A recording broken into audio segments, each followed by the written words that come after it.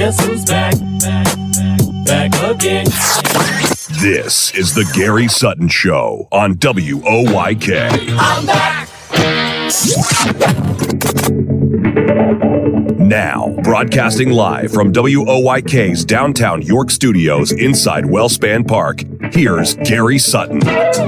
And welcome back to the Gary Sutton Show, our final hour on a Tuesday morning at 8:05. You can text us, by the way, at 833-478-4729. If you'd like to answer our question today, it is, can you apply private sector rules to the public sector, i.e. the government, to change it? Or is it a different kind of animal? I want to get your take on that. Go to Gary Sutton Show on Facebook, and all you have to do is just kind of go in there and put a search, and you'll see Gary Sutton Show right away, and get in there and let me know what you think, and I'll add some more of your comments in throughout the course of the show. You can also answer it at 833-478-4729, where you can also tell us how you like the show. By the way, on Facebook, a little request I have for you. Would you go in there each day and just put an answer in and put a like? I'd love to have you put a like in there all the time. And one final thing, every day we put up our podcast at WOYK on YouTube. Just go to YouTube, WOYK, and you will see that every single day. Like this next segment that we have with Jamie Noerpel of Logos Works at the York County Safety Collaborative, and she joins us every week here to talk about one of the most important groups, I think, that's really working here in York County right now. And this week, we wanted to define something called co-responders and tell you what that's all about, among some other things. And Jamie's with us here this morning. Jamie, always great to have you on during the week. How are you? Good morning. I'm doing great, Gary. How are you? Jamie, doing really well. By the way, I have to ask, were you watching the Super Bowl the other night? Did you have an eagle in the contest, so to speak, or did you care at all about the game? It was on. I enjoyed it. I'm a Pennsylvania fan, so since we're in Pennsylvania, I rooted for the Phillies. There you go. So you had some passing interest. It doesn't sound like you had like a real focus on it, though, huh? No, that's not really my sport. No, do you have a sport? Or I mean, you're working all the time, I think. Do you ever take time out to kind of enjoy a sport at all? So I personally love like trail running and mountain biking, skiing, paddleboarding, that kind of thing. So not really team sports, more like individual outside experiences. Okay, all right, I get that. So kind of more individual stuff where you can kind of jump into it and be part of that, right? Yeah, exactly. There you go. Not to put words in your mouth, Jamie, but anyway, co-responders. We've been talking about the York County Safety Collaborative. Co-responders, what is that all about for people who maybe don't know that jargon or that kind of language? Tell us a little bit about that this morning. Yeah, so a couple of years ago, the county saw a need when people call police and they call 911.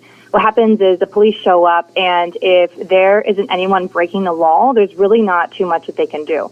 So a co-responder is a mental health professional that sometimes actually goes out into the field with law enforcement. Usually they show up later. There's a one-day response, or after the scene has been, cleared and safe, they show up to help people. Because a lot of times when people are in crisis, they call 911 because they don't know what else to do. Right. And the 911 dispatcher has to decide, are we going to send fire? If there's no fire, can't send the fire department. Is someone hurt physically? EMS says no one's hurt, then they just send the police. And the police were showing up, and they were getting frustrated because there are people in need, whether it was a domestic dispute, maybe it was a child having suicide ideations about, thinking about dying, all these different things. And the police were like, there's no warm handoff. It's, all right, well, good luck. Here's a card. Call if anyone's breaking law again. Yeah. So now these co-responders, there's a county initiative. However, they're WellSpan employees. So they get to go out and assess the situation and then connect these people with resources. I'm reminded a little bit a situation that occurred in Baltimore the other week, and I think I alluded to this last week just a bit, where a guy walked into the district courthouse 2 Fridays ago and pulled a gun out and started waving it around, obviously was in crisis, obviously had some mental problems, and obviously needed something extra at that point. And all you had were the bailiffs who were there in the courthouse, one of whom used to be a policeman, who ended up shooting him at a lower extremity. But this guy pulls a gun and shoots himself. Those are the kind of situations I guess we're talking about, maybe not even to that point, even before that, where you want to get these people out there. But I understand here in York County, we have like 7 co-responders right now. Talk about that a little bit, if you would. Yep. Yeah, they're co-responders, and they're housed within the police departments. So, for example, Hanover area, they have one co-responder who then works with all three of the Hanover area police departments, which is great because then they can, share resources. And then, a lot of people, like police, there are hard jurisdictional lines. Once you go outside of that line, it's really outside of their jurisdiction. But the co-responders, since they kind of have more permeable barriers where they can flow in and out and, figure out what kind of resources person needs, they're able to help people a little bit more directly. So there's one over in the north part of the county. York County Regional shares one with Spring Garden. And so these 7 co-responders around the county, they share resources, they work together, and it goes back to the Safety Collab's model of, safer together. And what's great about this is, you talked about that man who went in and unfortunately had to be shot. Yes. There are a lot of signs that show us beforehand that people are on this pathway to violence. And so the co-responders are able to intervene before those things happen in York County. So it's very preventative. And when you look at the data, last year in 2024, the co-responders interacted with 1,000 different people. Wow. 1,000 people who were in crisis, and they were able to connect them with resources. And if you look at the ages, 40% of the people served were 24 years old or younger. Wow. Do they have any idea why that is? Why is this particular age group seemingly having a tougher time with things? So there's no direct answer for that. However, the Safety Collab last year conducted a survey where we asked kids in York County, we had over 360 responses of what concerns you. What are you worried about? Is it vaping, bullying? Is it safety? The number one response by far was mental health. Wow. We are in a mental health crisis in this country. When you look at WellSpan and other behavioral health units, they are understaffed. A lot of them don't have the resources that they need. If you look at kids that need counselors and therapists, it is taking them months sometimes. And so since we're not addressing this issue, it escalates and escalates, and it's to the point where they find themselves interacting with police. But thankfully, these co-responders can intervene, and then they connect them with the mental health professionals.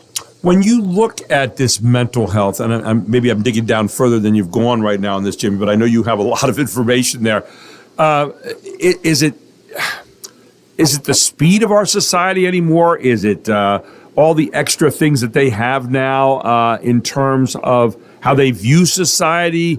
Is it social media? Does that fit in somewhere in all this? Have you gotten any evidence at all to kind of indicate why it's the mental health aspect? I'm not sure, and I'm not quite qualified to speak on that. Right. And that's why I say I may be going further than you've gone here on this whole thing. But I just, obviously it's a question that we all have because we want to see things get better for all the age groups, but specifically for this one, it seems to be having a problem with that. Yeah. Well, and I think that, the bottom line is that we have kids who are in need, and we need to figure out how to fill that need. And so the Safety Collab, we're working on a couple of different things, but one of them is to convene the right people at the table to then talk about how we can better support our kids. Right. Because there are a ton of resources in York County. We are a resource-rich community. So where is the disconnect? Do the kids, are they not aware of the program? Are there barriers that they can't get to these programs? Is it because their parents aren't supportive?